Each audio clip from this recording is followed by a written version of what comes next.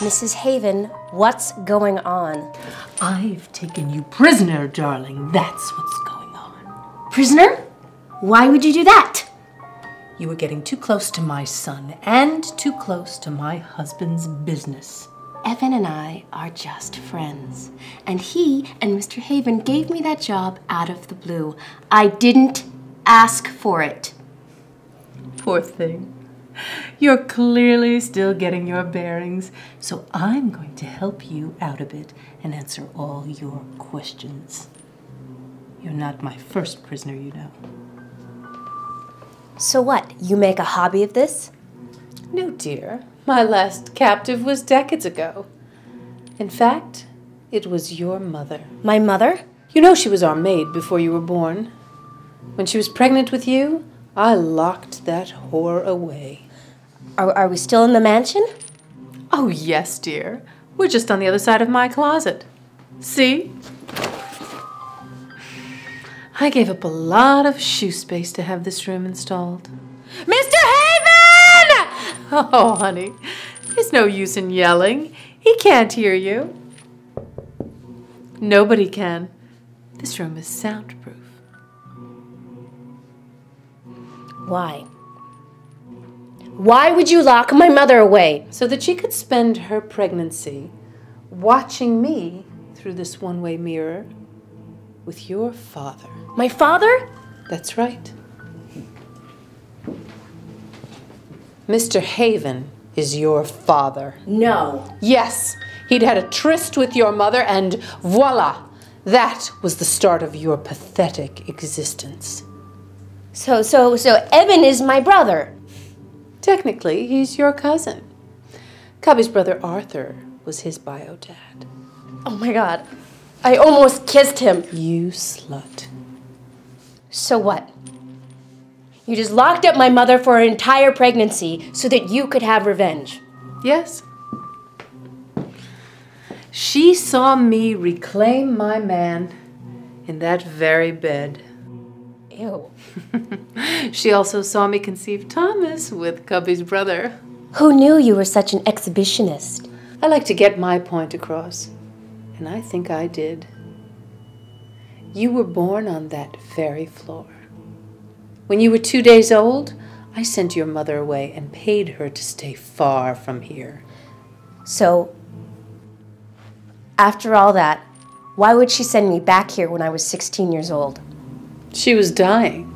She had little or no choice. I'd been supporting you financially your whole life, funneling money to whatever trailer park you happened to be in at the time. At that point, she saw me as her ally. Her punishment may seem cruel or unusual to you, but after all, she did fuck my husband. She had to pay the price.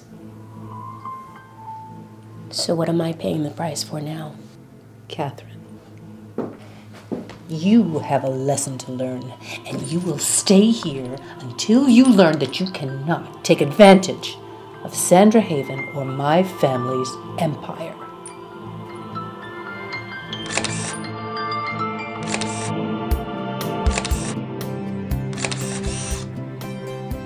Here you go.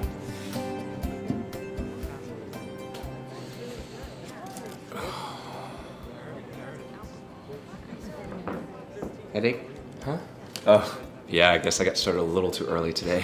I guess mixing Miller High Life and champagne will do that to you. Yeah, I think Kane and I got a little carried away. I know a trick if you want.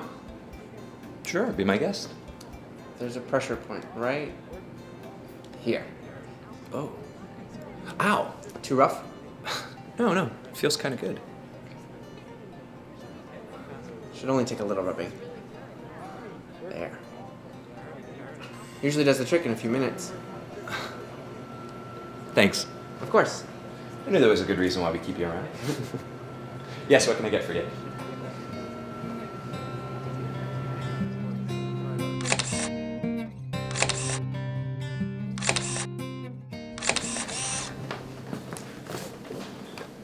You're still here? I thought we could walk out together. If you're going to Empire, I'm going that way. I need some time to clear my head. Is that a dig? What? I said that I needed time, space to figure out my feelings for you. Are you mocking me? Give me a break, Marin. Not everything is about you, okay? Look, my father had some earth-shattering news he wanted to share with the family this morning. But now that Catherine's up and left, he says it's no biggie, and now he's taking a nap. I've got some things on my mind. Kids, look what I found in the kitchen. What's this? They're from Catherine.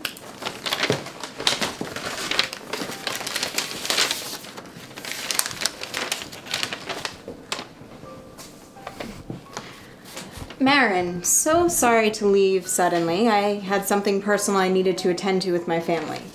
Love, Catherine. Family? Catherine doesn't have any family. Of course she does. You must remember her talking about her aunt in San Diego. Not really. Well, she has an aunt in San Diego who's had health issues for years, which makes her emergency exit not so unusual. I guess, but who writes goodbye letters when they're rushing out of town? And who writes letters at all in 2010? Catherine has a cell phone. Why didn't she just call or at least text? Yeah. Kids, if I may, I think Catherine felt she was getting in the way. Of what?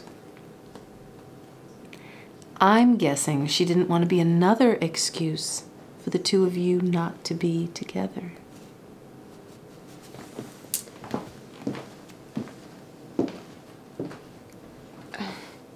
She's not known for her subtlety.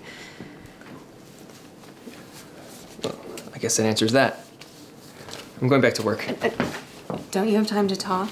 I've got an issue going to print. You have an issue. Excuse me? I can't believe it. You are just like Thomas. What? And if you think that turning into your brother will make me interested in you, you are dead wrong.